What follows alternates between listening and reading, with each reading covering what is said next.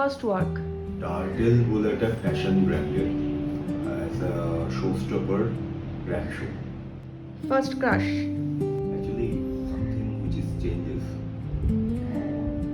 Maybe Bhumika বাবুশ। First kiss. Class favourite food. ভাত ডাল আলু ভাজা। Favourite movie. ফেভারিট অ্যাকচুয়ালি এই ফেভারিটটা আমি ঠিক ডিসাইড করতে পারি না, মানে এত ছবি প্রিয় তো আমাকে অনেক ছবি আছে বাংলা হিন্দি ইংলিশ। তো মোস্ট এম্বারাসিং মোমেন্ট। এটা অ্যাকচুয়ালি মাঝে মাঝেই হয়, আমি বুঝতে পারি না কীভাবে সামনে উঠছে, মানে পেশাগত কারণেই হয় আর কি।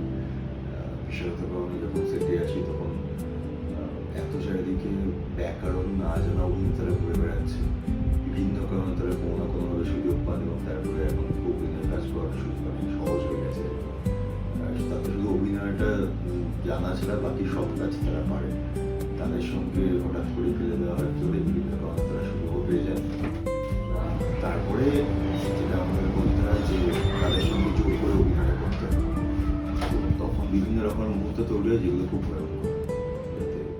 এখনো পর্যন্ত বেস্ট মোমেন্ট। বেস্ট মোমেন্ট মাকে যখন প্রথমবার মা একবার বলেছিল যে মা ঠাকুর দেখেনি, মা মানে আমার দিদা আর কি, ঠাকুর দেখেনি প্রায় 24-25 বছর হয়ে গেল। দিদার কাছে মানুষ ওনাকেই মা বলে রাখি। তো উনি আমাকে বলেন যে মধ্যমগ্রামে আমার বাড়ি, ওখানে দুর্গা পুজো দেখবে, তো ট্যাক্সি নিয়ে আসিস তুই একটা। তো একটা সেকেন্ড হ্যান্ড গাড়ি কিনেছিলাম ল্যান্সার, নিয়ে মাকে নিয়ে ঘুরতে বেরিয়েছিলাম। তার বেস্ট মোমেন্ট আমার লাইফ। ফার্স্ট স্যালারি কত পেয়েছিলে? 300 টাকা। Dream destination. ড্রিম ডেস্টিনেশনের মধ্যে একটা আমি already visited due to work, but again I will love to go Iceland. কোন তিনটে জিনিস সবসময় তোমার সঙ্গে থাকে? মোবাইল, অবভিয়াসলি, বাড়ির চাবি, যেহেতু একা থাকার সময় চাবি সারাক্ষণ রাখতে হয়, চশমা।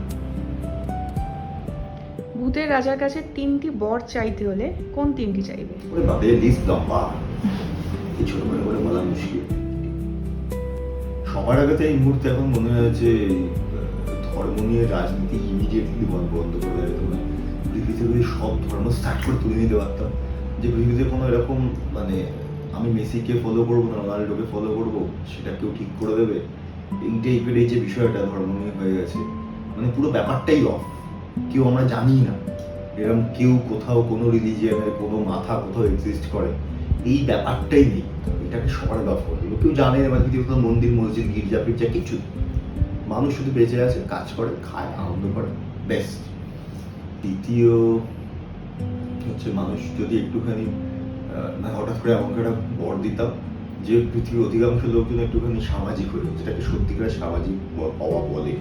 মানুষ ভদ্র হতো, পেশেন্স থাকতো, একে অপরের পাশে দাঁড়াতো, কথা বুঝতো, প্রত্যেকটা ব্যাপারে নিজেকে বড় প্রমাণ করার তাগিদ থাকতো না, অযথা নিজেদেরকে দারুণ প্রমাণ করে নিজের এই পিঠ চাপড়ানোর এই বিষয়, মানে এগুলো কোনো কিছু থাকবে না, সবকিছু খুব নর্মাল হবে, যেটা খুব হওয়া উচিত আইডিয়াল।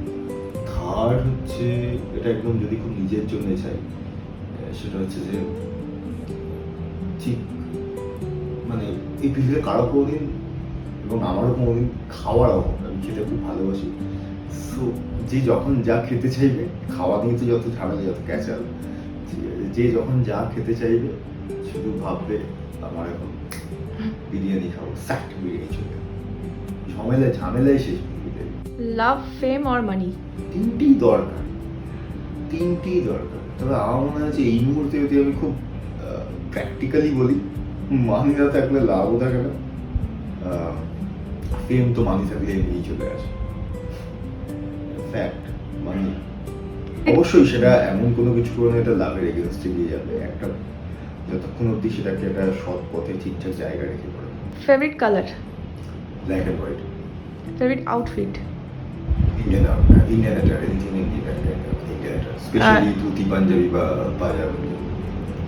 ফেভারিট পাস টাইম, মানে কি করতে ভালোবাসো ফ্রি টাইমে? অনেক কিছু করতে ডিপেন্ড করছে সেই সময় কোন মুডে আছে, মানে সেটা ছবি আঁকা হতে পারে, কবিতা পড়া হতে পারে, ঘুরতে যেতে আমি ভীষণ ভালোবাসি বিভিন্ন জায়গায়। I really want to travel around the world, really want. এই সিরিয়াল লাস্ট 2-2.5 বছর ধরে আবার যখন করা শুরু করেছে, আমার ঘুরতে যাওয়াটা অনেকটা কমে গেছে। তো আমি ঘুরতে যেতে চাই। Please like and subscribe Kolkata clicks.